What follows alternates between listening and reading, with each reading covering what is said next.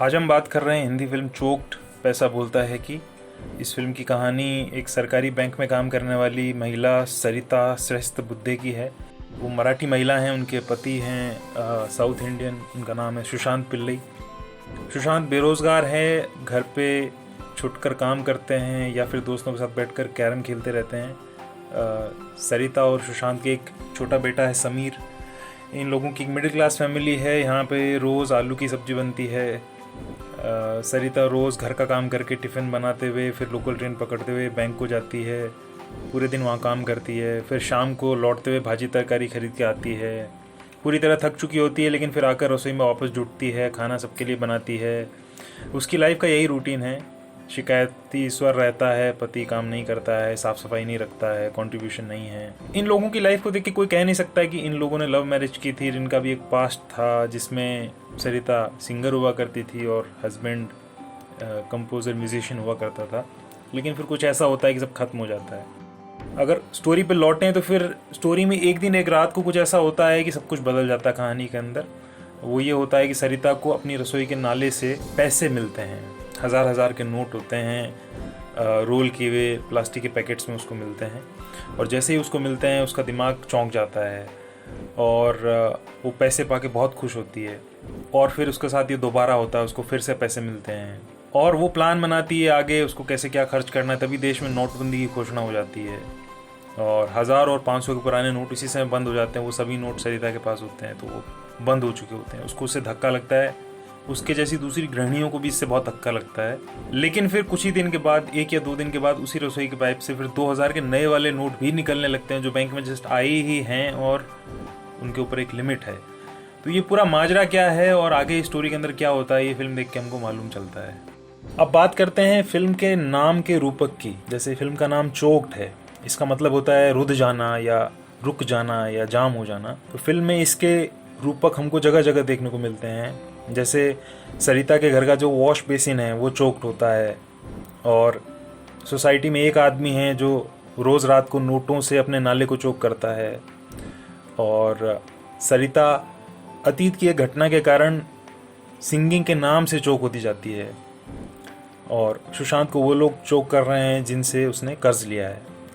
और पड़ोस और उनके फ्लैट के जस्ट नीचे रहने वाली शर्वरी ताई है, उनकी बेटी नीरू की शादी है। तो पूरी तैयारियों के दौरान शर्वरी ताई है वो भी चोक्ड होती रहती हैं, उनको रुकावटें आती रहती हैं। वो सिंगल पेरेंट हैं। इंडिया की जनता चोक है क्योंकि नोटबंदी कर दी गई है और उनकी लाइफ कंफर्टेबल करने के बजाय नेताओं ने उन्हें धूप में लंबी कतारों में खड़ा कर दिया है।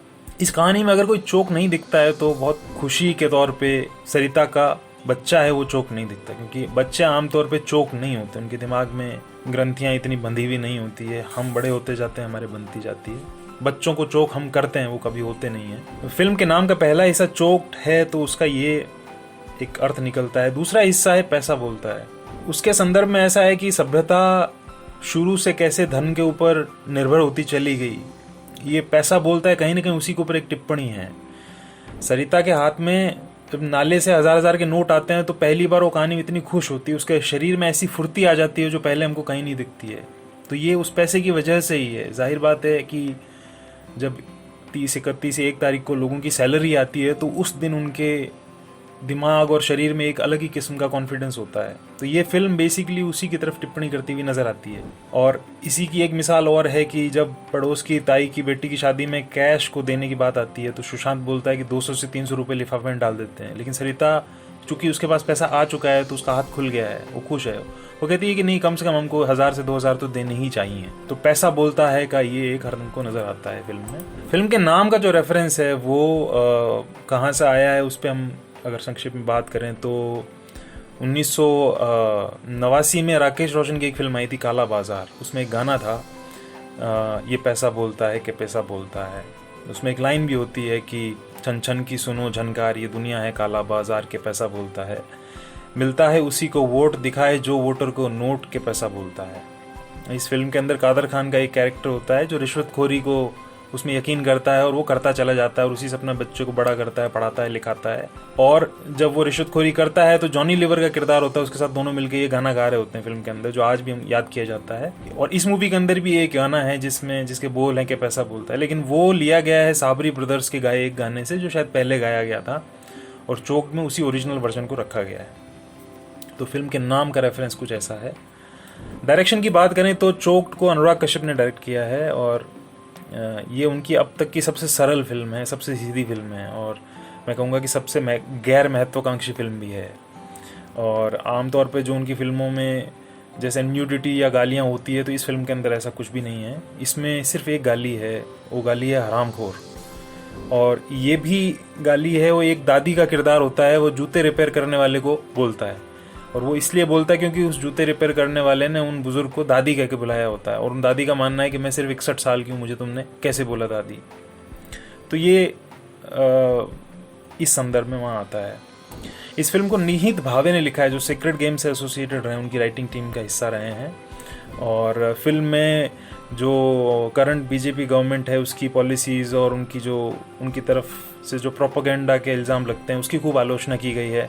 और लेकिन वो इतनी बारीक है कि वो मुखर रूप से सामने नहीं दिखती है और इतनी बारीक है कि सरकार के जो समर्थक है, फैंस हैं, वो अगर फिल्म को देखेंगे तो खुशी खुशी देख जाएंगे, उनको कहीं कोई आपत्ति नहीं लगेगी। और जो सरकार के आलोचक हैं वो ऐसी आलोचना को दर्ज होता देख के बहुत खुश हो जाएंगे। फिल्म में एक रेफरेंस नज़र आए जो मतलब सरकार की ऐसी पॉलिसीज़ और उनके एक्शंस की आलोचना के रेफरेंस नज़र आते हैं, तो उस पर हम बात कर सकते हैं। जिसमें पहला रेफरेंस है कि जब नए नोट आए थे नोटबंदी होने के बाद, और तो फिल्म में एक सीन होता है जहाँ सुबह सुबह लोग बैंक के बाहर लाइन लगा के खड़े होते हैं। जैसे ही बैंक खुलता है बहुत धक्का मुक्की होती है और लोग अंदर आते हैं, लाइन में लगते हैं और कैशियर्स के आगे गिड़गिड़ाते हैं कि मुझे ज़्यादा चाहिए पैसे, आप प्लीज़ मुझे ज़्यादा दीजिए, लेकिन कैशियर नहीं देते हैं।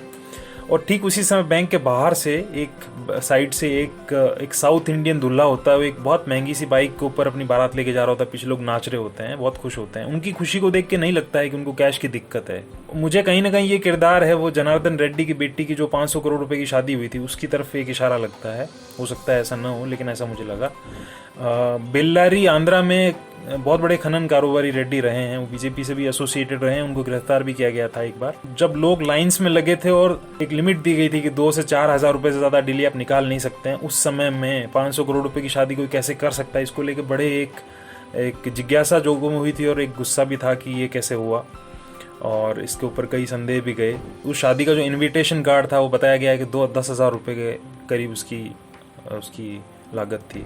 एक दूसरा जो रेफरेंस आता है वो ये है कि इसी सीन के बाद सबसे आगे जो लाइन में खड़ा होता है वो कैशियर से नोट जब रिसीव करता है तो बोलता है कि क्या इसमें माइक्रोचिप नहीं है क्या, माइक्रोचिप। तो ये जो माइक्रोचिप वाला नैरेटिव उस समय चला था उस पर एक मजाक है।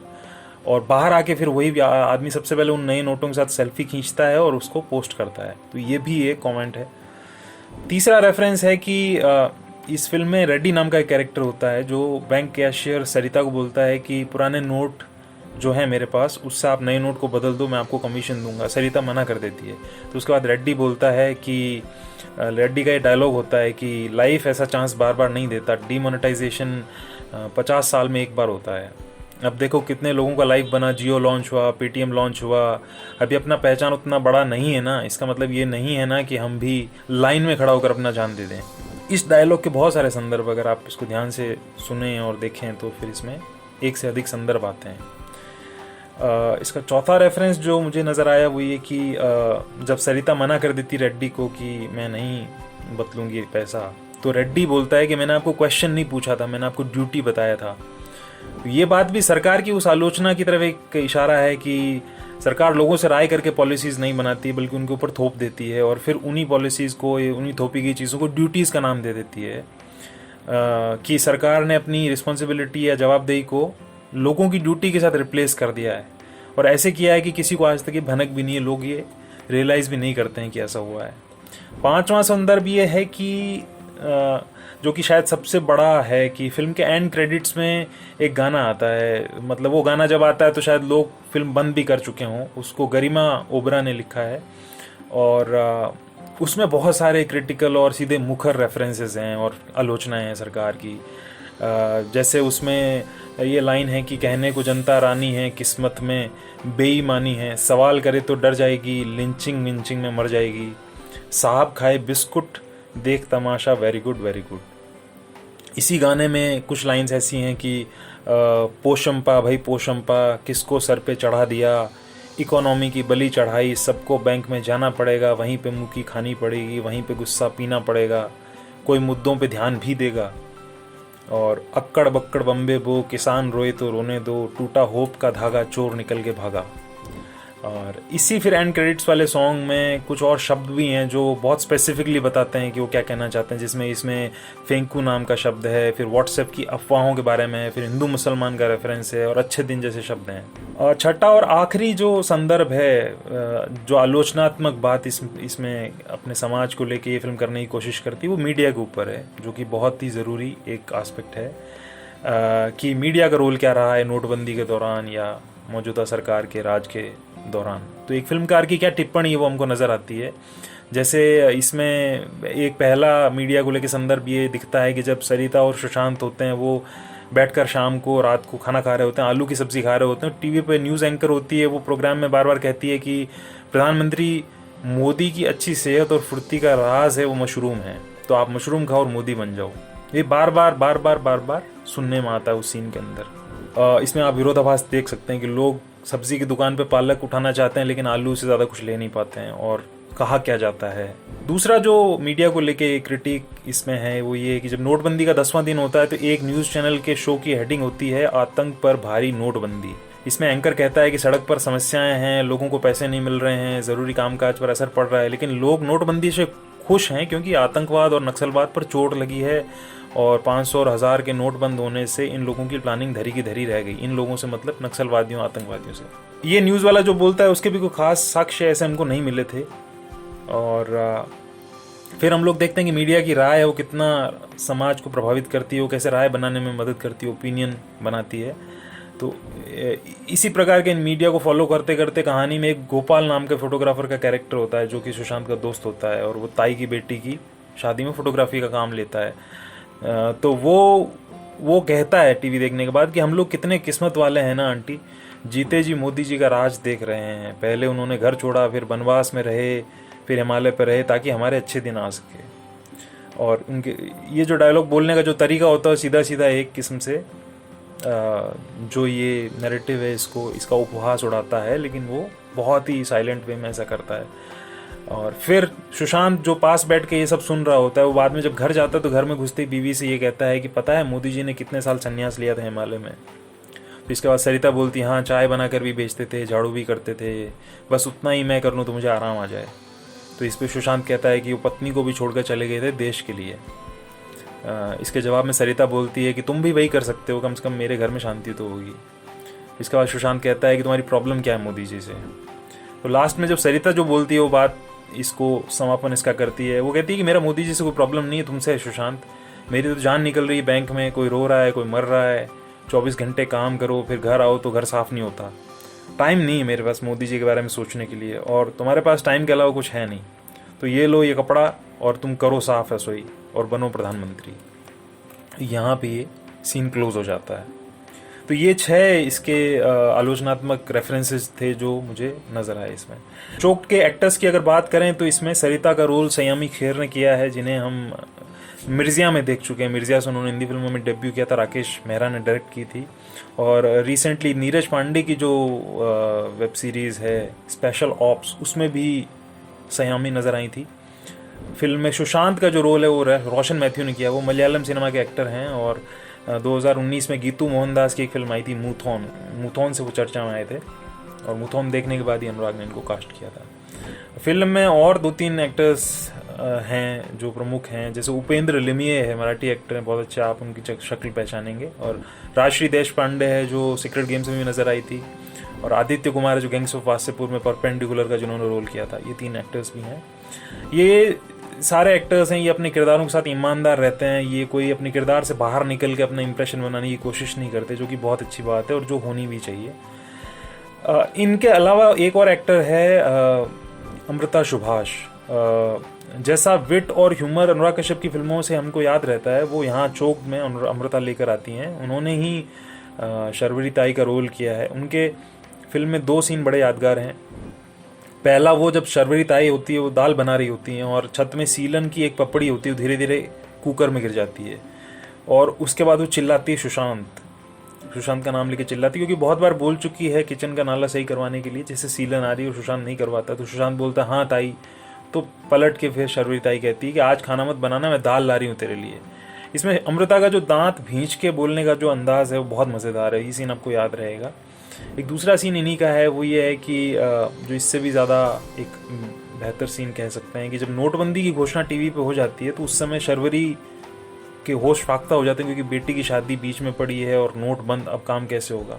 तो ऑलमोस्ट वो दीवानों जैसी हो जाती हैं, विक्षिप्त हो जाती है, और वो आती है हंसते हुए, वो हंसी जो आपको पागल कर देती, वैसी हंसी लेके वो सरिता के पास आती है विक्षिप्त सी, और वो कहती गए 500 और 1000 के नोट गए, उसने बंद कर दिए। वो पूछती किसने, तो बोलती उसने मोदी ने। तो उसको देख के आपको एहसास होता है कि कैसी पीड़ा लोगों की रही होगी, और बेटी की शादी है, वो सिंगल मदर हैं, और ये अट्रॉसिटी है एक किस्म की जो सिविलियंस पे हुई। फिल्म के बाकी डिपार्टमेंट्स के बारे में अगर संक्षेप में बात करें तो इसमें म्यूज़िक दिया है कर्ष काले ने। हालांकि फिल्म में अमित त्रिवेदी एक्टिंग करते नज़र आते हैं, जो कि वो कंपोज़र हैं जिन्होंने कंपोज की है कई फिल्में अनुराग की। यहाँ पे वो सिर्फ एक्टिंग कर रहे थे, और इस फिल्म में कर्ष काले ने म्यूज़िक दिया। कर्ष काले अमेरिका में रहने वाले एक म्यूजिशियन है। इसमें अरेंजमेंट, जो म्यूज़िक का अरेंजमेंट वो रचिता अरोड़ा का है, और कास्टिंग गौतम किशन चंदानी की है, जो ब्लैक फ्राइडे वाले डेज से अनुराग कश्यप की फिल्मों की कास्टिंग करते रहे थे। बीच में कुछ बरस के लिए फिर मुकेश छाबड़ा करने लगे, अभी फिर से गौतम करने लगे।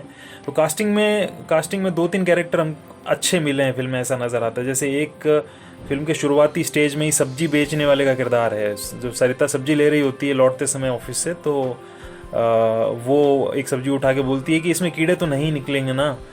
तो फिर उसका जवाब होता है सब्जी बेचने वाले का कि भाभी जी पूछ कर नहीं घुसते कीड़े, उसमें अपने आप घुस जाते हैं। तो ये ऐसा ताना था, और कि वो देख के आपको हंसी आती है, और वो सरिता का कैरेक्टर पलट के कुछ कह भी नहीं पाता है, निरुत्तर हो जाता है।